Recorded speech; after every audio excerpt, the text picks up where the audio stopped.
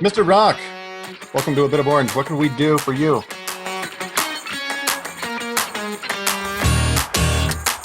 Let's then go to the different mechanisms of evolution, and let's talk about the proposed mechanisms of evolution. And now that we understand what evolution needs to be, let's see what of those mechanisms can actually work for it.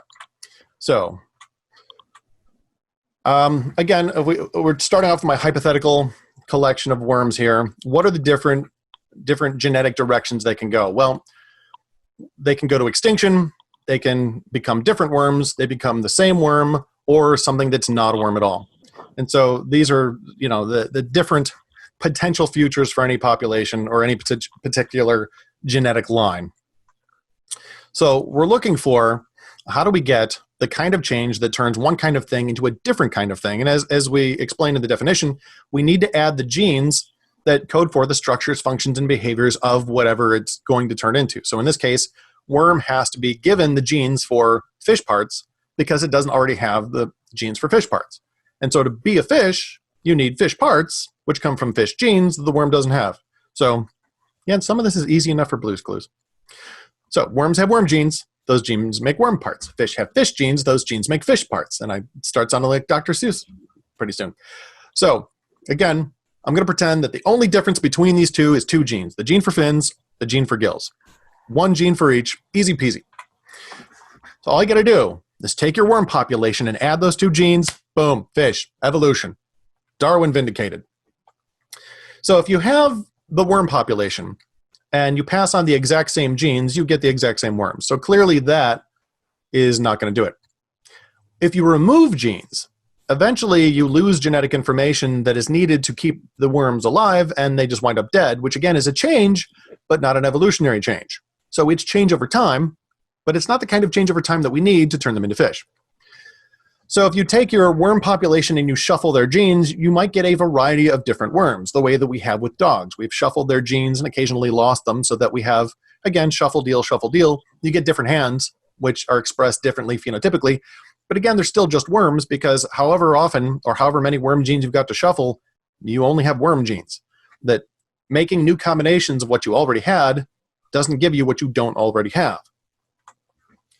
So we are looking to add some genes. So let's look at our mechanisms. These are the ones that I find in most textbooks teaching evolution. They're like, here is evolution. And I've seen in numerous different facets, people will just say, well, genetic drift migration is evolution. Genetic shuffling is evolution. Natural selection is evolution. Changes in allele frequency, all of these are labeled as this is evolution. And I'm going to explain why it's not. So genetic drift migration. Okay, so here's my metaphor. I want $1 million. I have a $10 bill.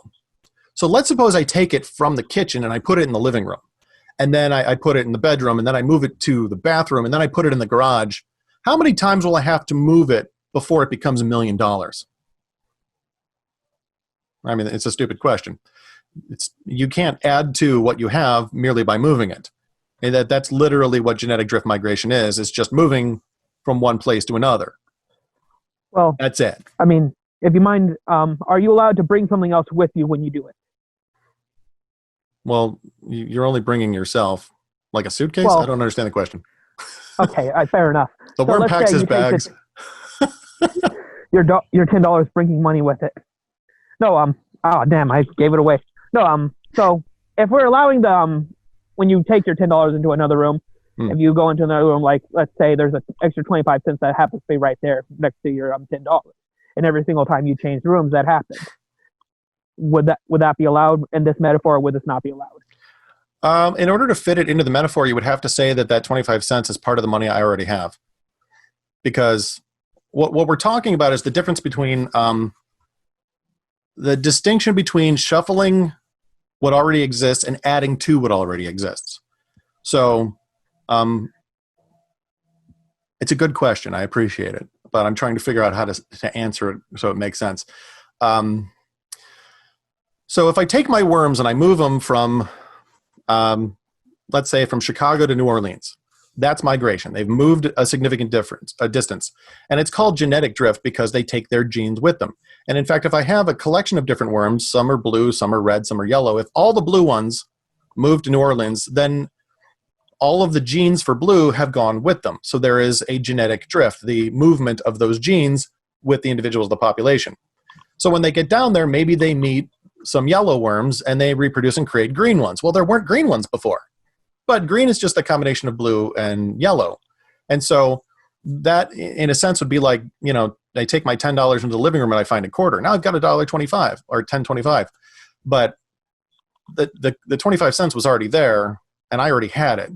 And to go with my worm metaphor, well, the genes for yellow already existed. They were just in a different population. The gene for blue already existed. They're in the population I'm considering immediately. The phenotype for green didn't exist, but the phenotype is the result of two genes that already existed. Just like, well, my $10, I didn't really earn 25 cents because I already had that. It was just in another room. So similarly, if I create a new phenotype by having one population move to where there's genes that they don't already have, that's not the creation of new genes. That introduces to the population perhaps genes that weren't in that population, but it's not the creation of genes that didn't already exist. And so the phenotype that results, the phenotype might be new, but it's the result of two genes that already did exist. And this isn't a mechanism that makes new genes. And it doesn't matter how many times you move them around or shuffle them or have, new phenotypes pop up, because what has to happen is genes that code for structures, functions, and behaviors that worms don't have. Now, does all that make sense? Yeah, that actually clicked like halfway towards the end of that, where my brain realized that didn't actually make any new money. It was already. I don't know why it took me that long to realize, but thank you for explaining that one. No, I'm glad you asked. It was a good question. Again, these are I create these metaphors. They make sense to me, but it's not until somebody asks me about them where I go, oh, I didn't explain that part right. So I'm glad you asked. That was good. Anyway, so the short version is, once you understand the necessity for new genes for structures, functions, and behaviors that didn't previously exist to come into being, that genetic drift migration can't do that job, because it doesn't matter where you move a population to or how often or for how long, it doesn't create genes for structures, functions, and behaviors that don't already exist. It might create the opportunity for a new phenotype because of the mixing of genes that couldn't mix before due to separation, but that doesn't result in new genes. It results in a new phenotype, which is not the same thing. And that's an important distinction also. We good? Yeah, we're good. All right. So the next one is genetic shuffling. So again, very, very simple. You've got parent A, parent B, and in order to create the next generation, you shuffle the genes they have, and that produces the next generation. So you can think about that in terms of individuals for sexual reproduction. You can think about it in terms of populations, like with our blue worms moving to New Orleans and meeting the yellow worms. But shuffling is exactly as it sounds, that it's shuffling. It's taking what was already there and creating a new combination of those things, but it's not a creation of new things. So metaphorically, you take a deck of cards, you shuffle it. Well, if you take a second deck of cards and you shuffle them together, well, now you have 104 cards together. But do you have the Archduke of Hearts?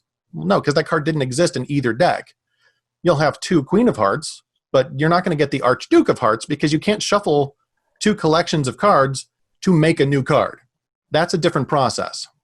And similarly with genes, you can't shuffle existing collections of genes to make a new gene. The only thing that results is potentially a new combination that wasn't in the population before, which can result in a new phenotype. So again, if you're just looking superficially, you go, oh, this lizard has wings.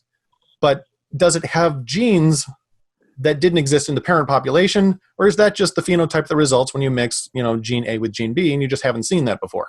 Or at least haven't seen it in many generations. Maybe that used to be normal, but that kind of genetic shuffling hasn't happened for a while, but now it's happened again. And we're like, oh, it's a new species. Well, no, it's just it's a combination of the genes the population already had. We just haven't seen that combination in a while. Because again, you got recessive genes that in a lot of populations, there are certain traits that are very rare, but that's not the addition of genes. It's just that some traits are dominant, some are recessive, and so there's some that you might not see for generations. Like, you can carry genes you don't express. I have the gene for blue eyes, and I know that because I have a daughter with blue eyes. I have brown eyes, but brown is dominant. And the way that it works is I have the expressed phenotype of brown eyes. And I wouldn't have known I had the gene for blue eyes if I didn't have a daughter, because you don't see blue in my eyes. But because my daughter has blue eyes, I know that I must carry that gene because she has blue eyes. So similarly, that could go on for several generations. My mother has blue eyes. So if you just looked at her and looked at me, you would say, well, you don't have the gene for blue eyes in your family. But then you look at my daughter and you go, oh, you have to carry it because it's recessive, which means she got the gene for blue from both her mother and me, which shows that the gene for blue was in my family. It was in me, but it didn't show up for a couple of generations, which might be what your winged lizard is showing, is that recessive gene just pops up after a couple of generations because you have the right chance of a combination of genes that result in that phenotype, which is different than new genes. It's just that combination that hasn't been seen in a while.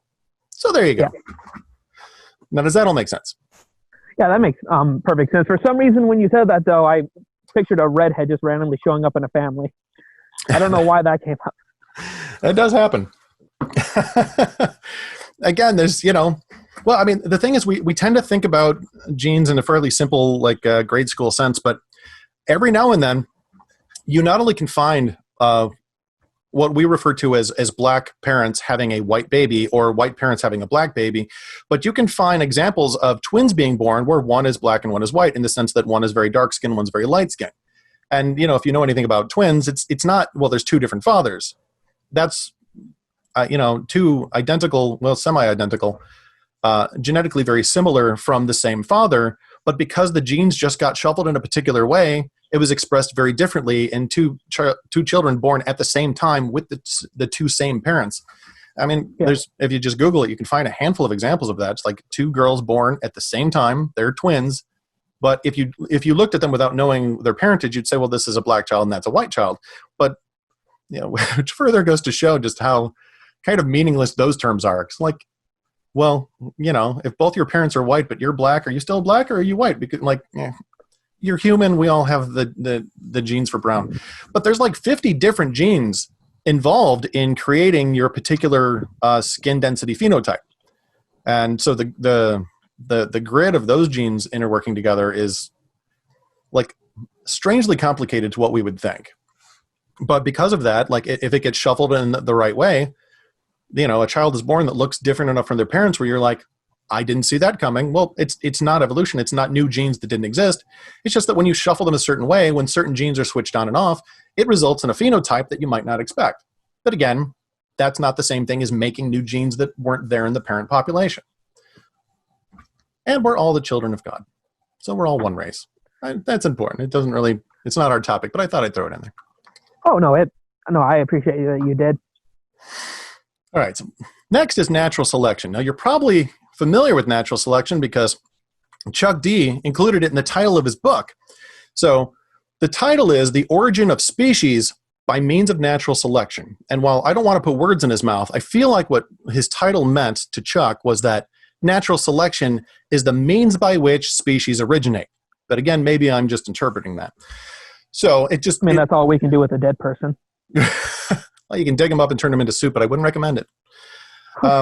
So the title again. So I've had lots of people say, "Well, natural selection is evolution." That's their definition. I say, "How do you define evolution?" Natural selection is evolution. Okay, let's talk about what it is. In any population, there is a variation of some kind. So, due to a diversity of genes in the population, there is a diverse expression of phenotype. In this case, I'm just simplifying to they're different colors. You got a blue worm, an orange one, a pink one, a yellow one, and a green one. So they're all basically the same worm. They're in the same population, but they were expressing different phenotypes because there is a variety of genes in the population. So because of that variation, something in the environment makes it easier for some to survive than others. So this is what we call environmental stressors. Something in the environment makes it easier for one variation to survive than others, and vice versa.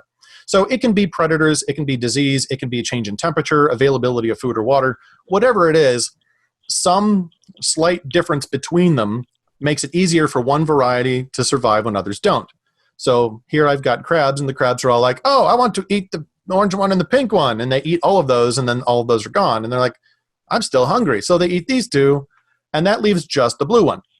So we would say in this situation that the blue one is the fittest.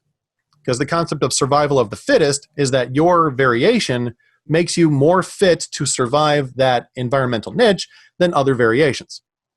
So and again, a lot of people don't fully understand that fittest does not mean stronger or smarter or faster or anything like that. It merely means that you survive when the others are dead. So this might have been the dumbest worm among them, but because the predators were not looking for blue worms, they were looking for, the warmer colors for whatever reason. Maybe they were colorblind. I don't know.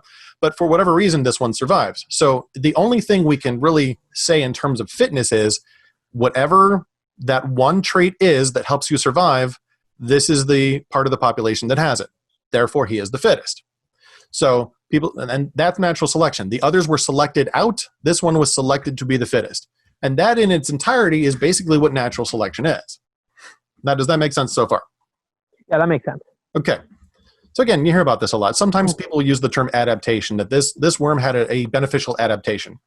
All that means is it had a particular trait that is involved in the fact that it survived when the others didn't. That it's a factor that made it more likely to survive and pass on its genes to offspring than the others.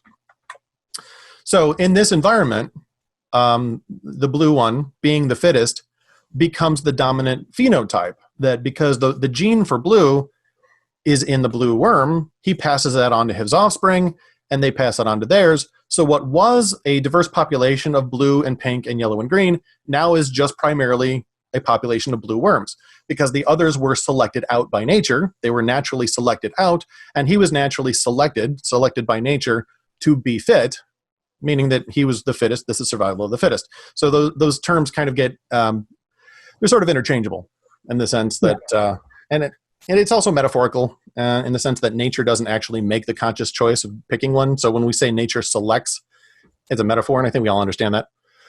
But natural selection can't be evolution because it's doing the exact opposite job of what evolution needs to do. Consider this. Well, let's see where I go. I'll get to that in a second. We used to have the genes for blue and the gene for orange, the gene for pink, the gene for yellow, the gene for green. That's 5 different alleles for different phenotypes. Now we have one of those. We have lost 4 of the 5 genes for color. You can't make new genes that don't exist by getting rid of the genes that already exist. Natural selection is purely subtractive. It gets rid of existing features. It gets rid of the genes for those features, given enough time.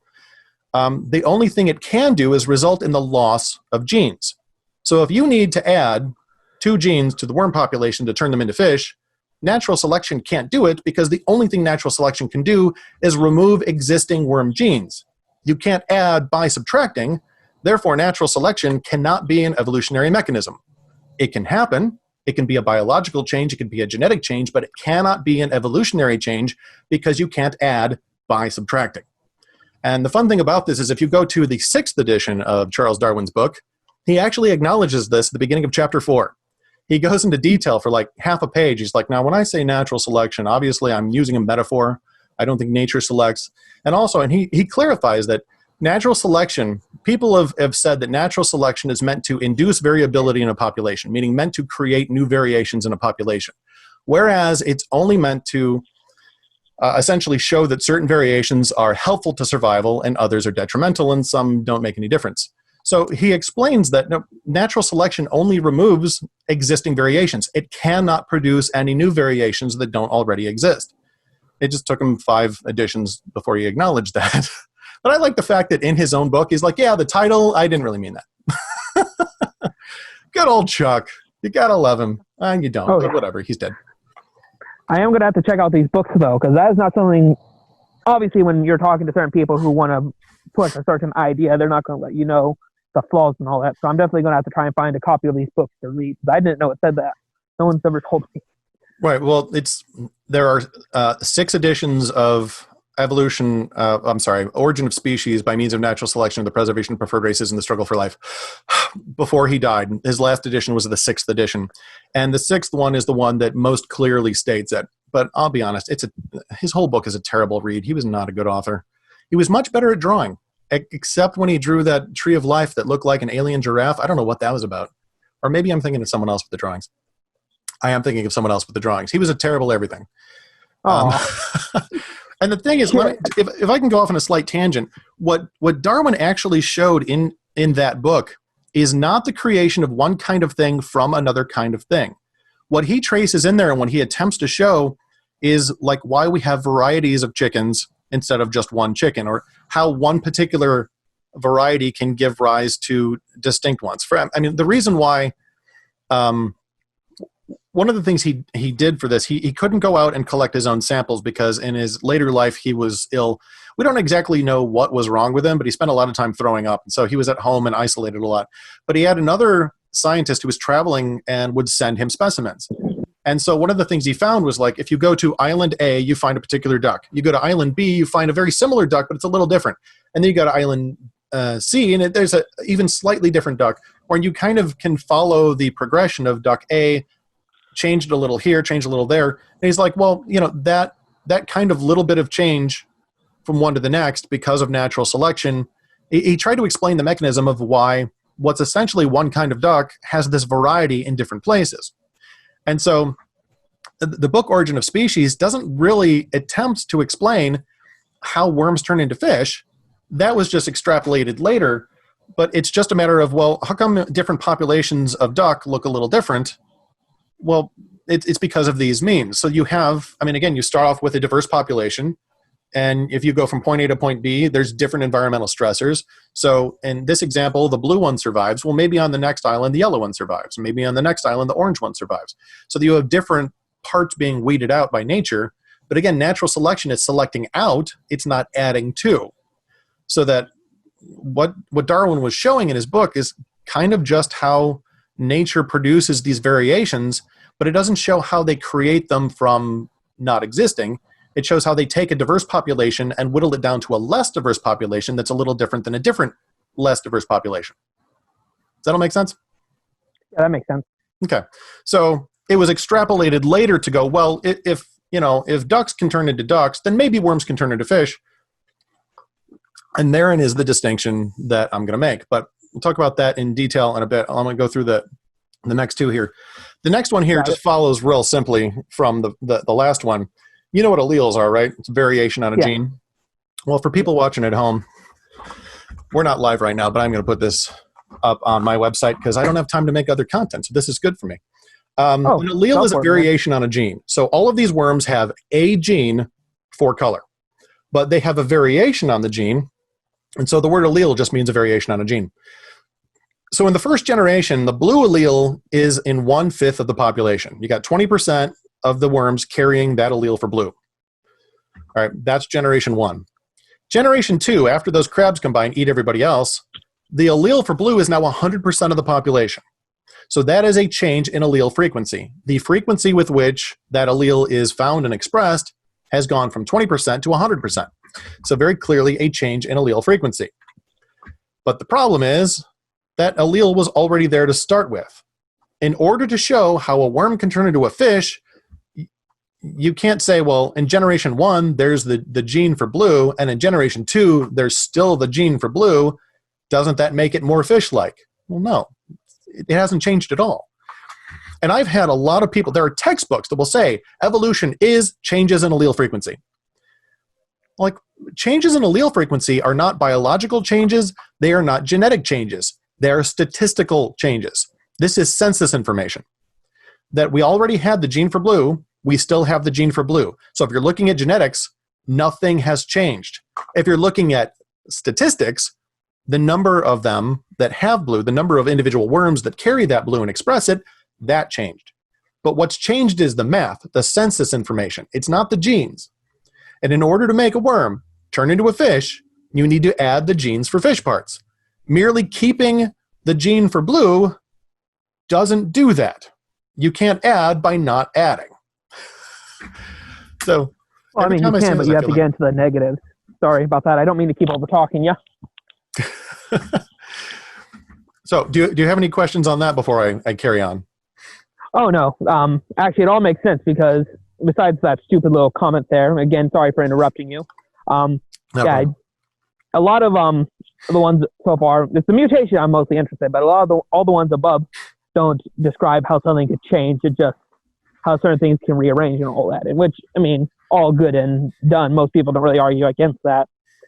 But you can't, as you said before, you can't really get a fish by just changing the color of skin or something like that. By just swapping, which just happens to show up between those things. Right. Again, it's important to remember the relationship between genotype and phenotype, that a particular existing combination of genes, or I'm sorry, a new combination of already existing genes, I should say, could result in a phenotype we haven't seen before. But that's not the same thing as adding new genetic information. If we're only looking superficially at the physical appearance, the phenotype, then we might artificially assume that that means a new gene, but every time we look into it, we find, oh, this is just the combination of this gene with that gene, or the repression of this gene that's usually functioning, but now the other gene is doing everything. And, that in order for evolution to happen, you have to have the addition of genetic information so that it can cause new structures, functions, and behaviors.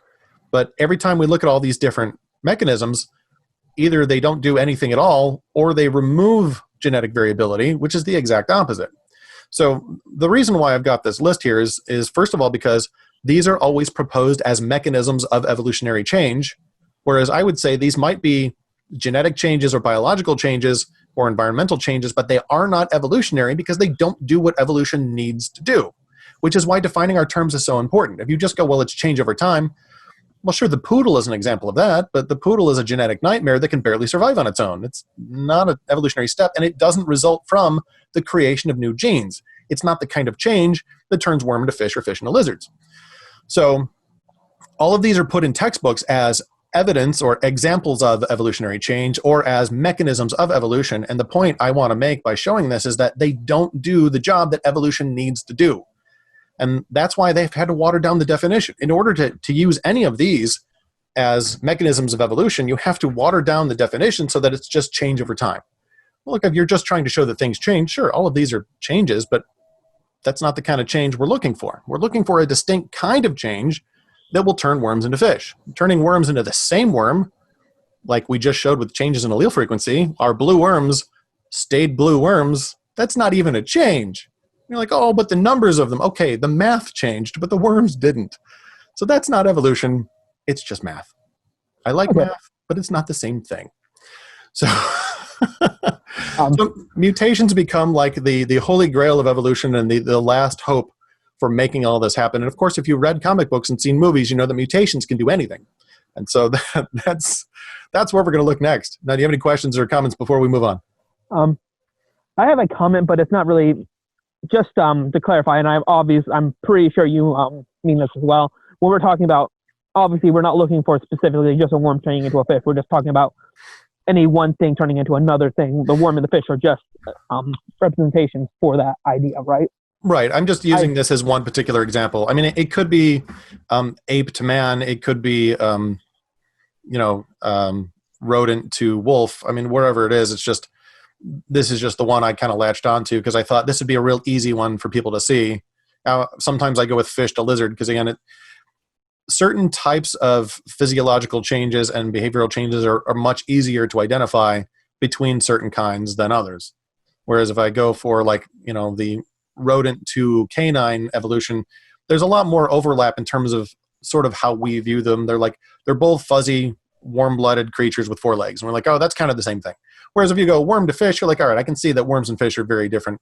And fish to lizard, those are also very, very different. And so it's easier for everybody to see the distinction between them. But this applies to any change of kind anywhere up the evolutionary tree. So yeah. Okay, sorry, I just felt it best to clarify that way. Neither you or me get anyone saying, oh, you're just picking this one just because it's the silliest, Oh, I got you. But again, this is what the evolutionary story is telling, is that at one point there was just worms and bacteria, and then the worms gradually evolved into fish. And I'm just saying, okay, if that's the story that this is meant to tell, how could that happen? What is the possible kinds of changes that could make that happen? And none of these can make that happen. But again, that could be anywhere on the tree.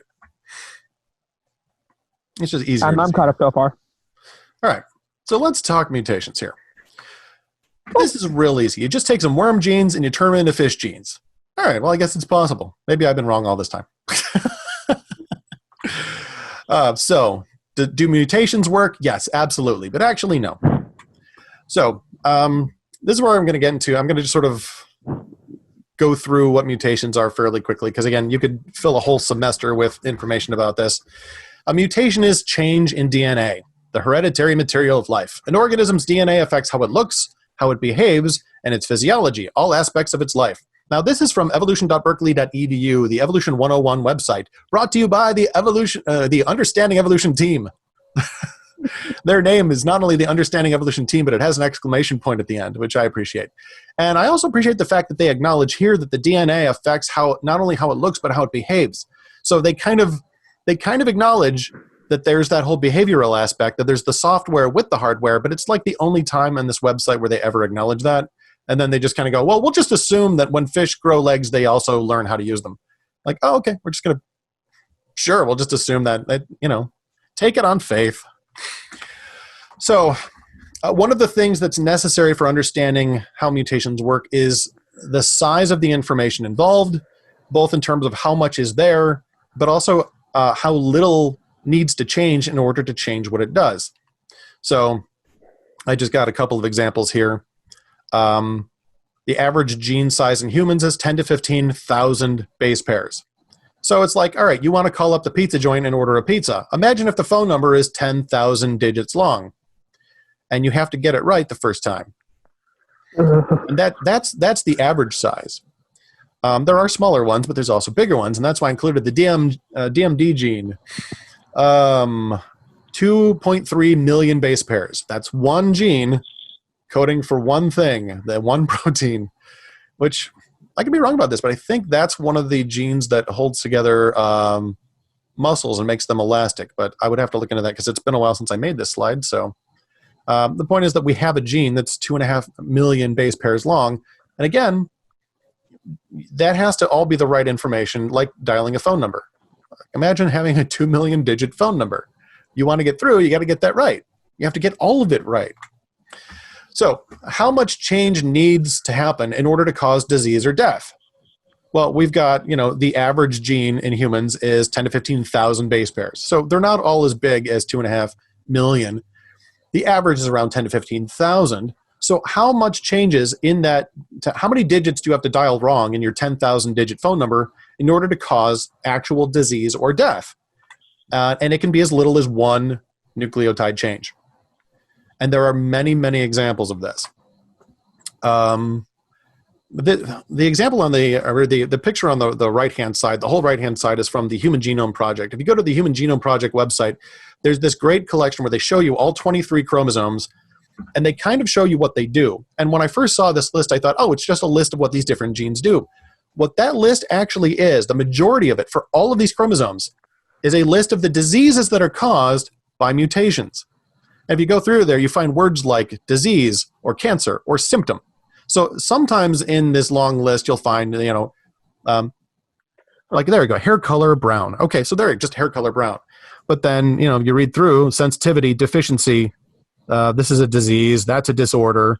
It's just a long list of, when we've studied these genes, we find that mutations in all of these have caused this laundry list of diseases. And that's if you survive.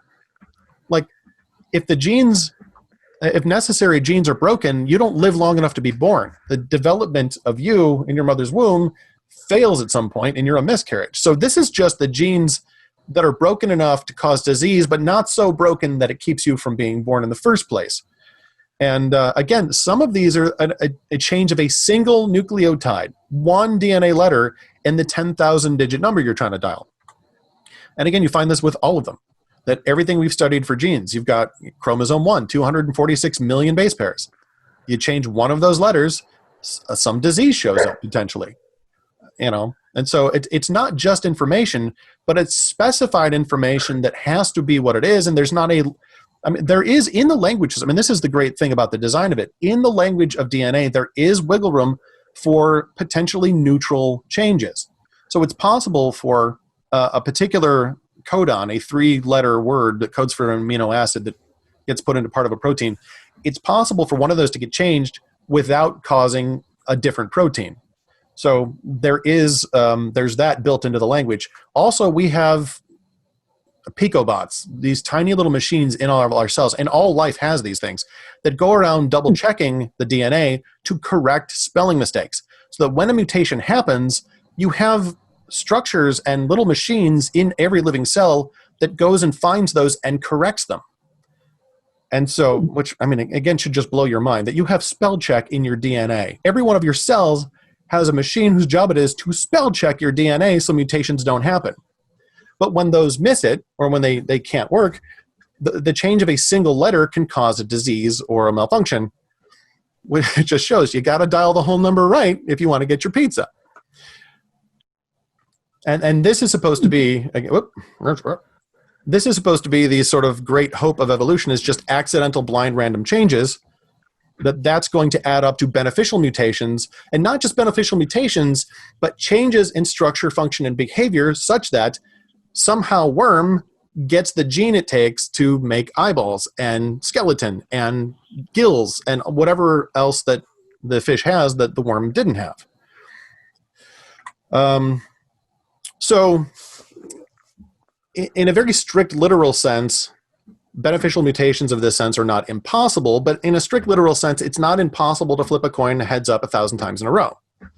But statistical probability makes mathematically things that are not technically impossible, mathematically impossible. Because for any improbability, there's a list of other things that are far more likely to happen. So again, you can flip a coin heads up 1,000 times in a row. There's no reason that's impossible, but you never will, because there's so many other probabilities of how it's going to happen if you flip it 1,000 times in a row. So similarly with DNA mutations here, because a single change, a single letter out of 10,000 being changed can cause disease and potentially death, the odds of that kind of change adding up beneficially over long periods of time drops every time it happens. And so even if you get that one lucky beneficial mutation, the next one will probably kill you. And so you lose the benefit of what you had. You know, okay. So it's just a matter of actual probability. The odds of these things taking even neutral mutations and adding up to beneficial ones, the odds of it happening drops with every generation and drops with every mutation. So the sort of magical pie in the sky hope that the mutations will add up into new genetic information is the least likely outcome, and so unlikely that you're statistically more likely to win the lottery every day for 4 years and get struck by lightning once a week. So while you want to, like, some people will try to argue, well, it's possible. Well, it's also possible to flip a coin heads up 1,000 times in a row. But if I told you that I've done that, you wouldn't believe me, and you shouldn't. So I'm saying that while mutations are the only hope for evolution to happen, everything we know about genetics, everything we've ever learned studying the genetics of any species, including and especially our own, says that it is impossible. That mutating worm is far more likely to kill worm than to create fish parts, such that you're far more likely to flip a coin heads up 1,000 times in a row every day for the next year. So is it impossible? Technically no, but yes, it is. It's impossible. So, so therein is sort of the short version. And again, like, let me specify one thing, is people will say, well, there are beneficial mutations. Sure, we can see this change in the genes of, let's say, a bacteria, there's gene duplication. Well, instead of making one of these genes, it accidentally made two, and there's this beneficial result of it. Like, okay, now it has two of a gene it already had, so it doesn't have the gene for a structure, function, or behavior it didn't have. Now it has two. But because of the complexity of genetic information, it has a phenotype it didn't have before. Well, that's a benefit, but that kind of change continually, what we constantly see is that kind of change winds up with things that we label as being a disease state, that it no longer can do what it used to do, that it has some kind of malfunction. Similarly, antibiotic resistance bacteria. People go, well, look, they're evolving to resist antibiotics. No, first of all, the antibiotic resistant strains are always there. They've always been there. They were there 200 years before we had antibiotics. And we've proven that by finding bacterial strains that have been frozen in sailors 200 years ago. There's some dudes who went to like the South Pole, and some of them died on the expedition. Well, when we found their frozen bodies, we found that they had in their digestive tract and on them bacteria that were resistant to antibiotics. But this was, 150 years before we even tried to make antibiotics. So those strains are always there. And if you check the CDC website and you ask them, well, where do these strains come from? They show you, well, in any population of bacteria, some of them will be resistant to antibiotics. When you introduce antibiotics, natural selection happens. The ones that can resist the antibiotics stay alive. The rest of them die. So you've taken a population with 2 different varieties, killed off one of them. So that's not the creation of a new kind. But also when you actually study what makes them resistant to antibiotics, it's something that makes them the smallest part of the population because they are the weakest and less capable of surviving. The only reason they become the majority is because everything else is dead. Well, when you're the only survivor, you're the fittest, but that doesn't mean you're not broken. Yeah. Like if I go door to door and I shoot anyone in my neighborhood who isn't blind, that doesn't mean that being blind becomes a benefit.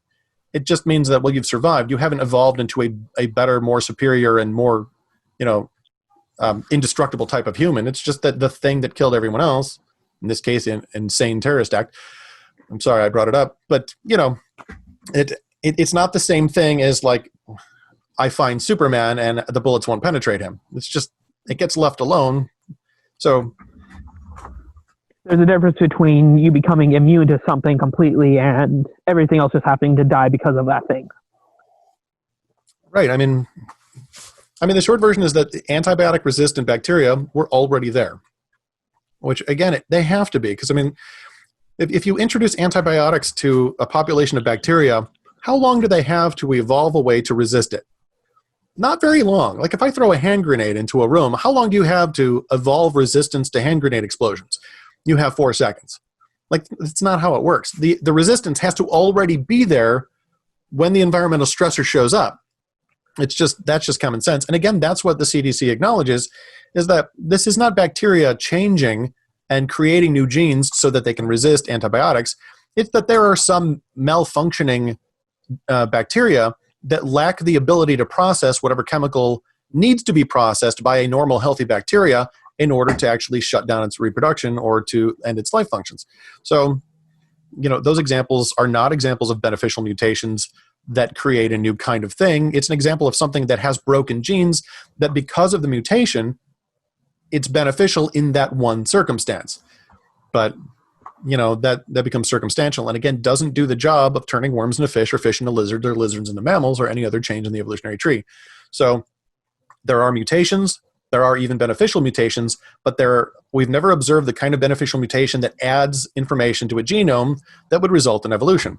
And a fun thing to find on the internet is if you Google Richard Dawkins being asked that question, when have we ever observed a beneficial mutation that adds information to a genome?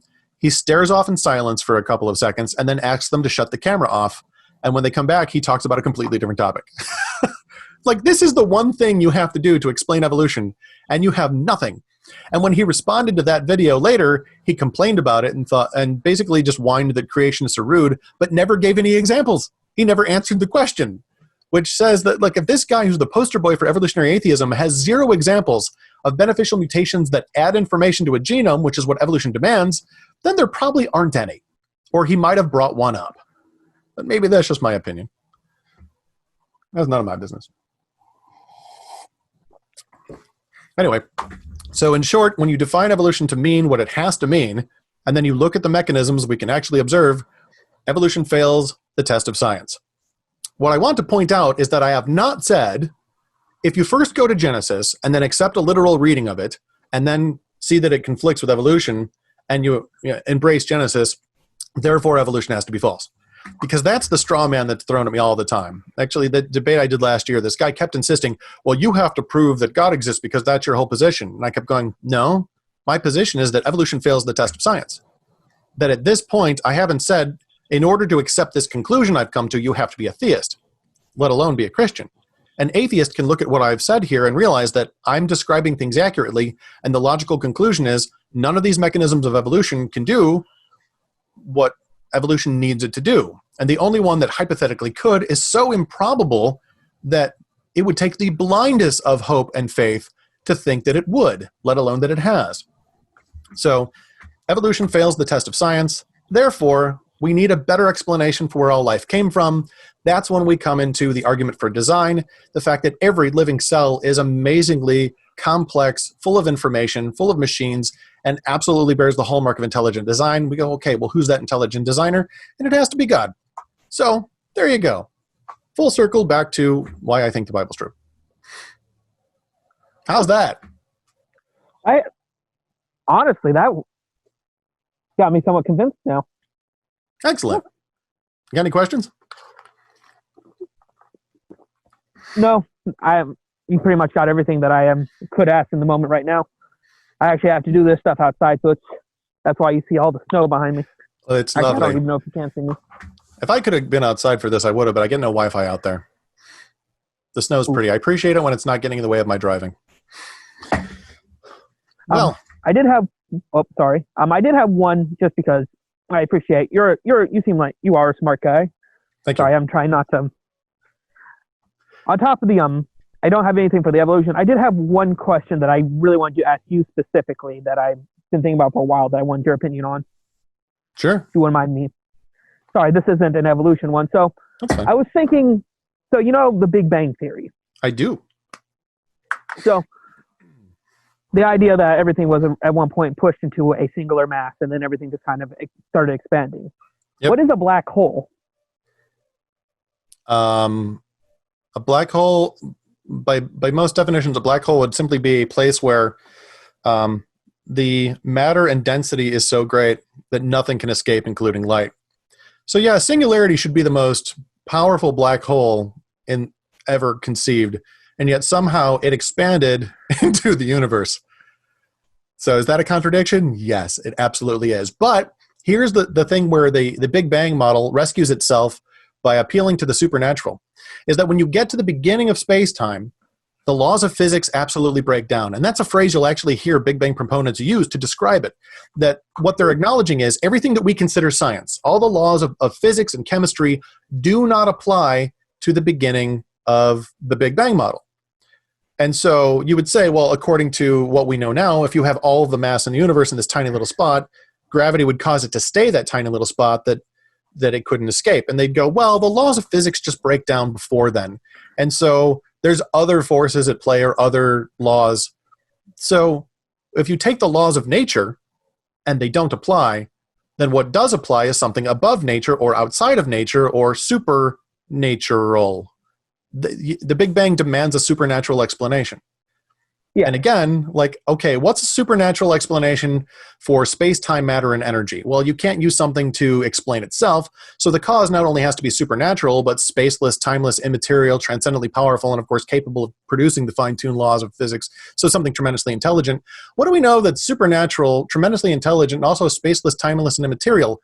That's the God of the Bible. So I don't accept the Big Bang. I think it fails because it fails the test of science. But if I did accept the Big Bang, I would still know that it proves that the God of the Bible is absolutely necessary to explain any observation we make.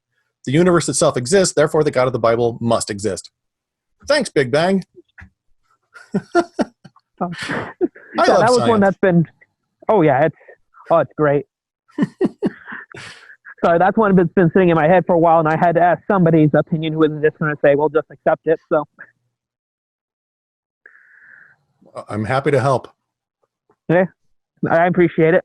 That's all I have. I appreciate you taking the time to go over that with me and answer the questions I had. Certainly. Happy to. This has been good. It's been fun. This is the kind of stuff I've been teaching my middle school, high school classes, so I did get to get warmed up a little bit, but this also prepares me for what I need to teach over the next couple of weeks, so it's beneficial. So thanks for stopping by and asking good questions. I appreciate it. And if you have other questions, just let me know. Send me an email. I will do that. Thank you. All right. Well, I'm going to take off. Thanks for talking to me. Have a good day, and remember, Jesus loves you.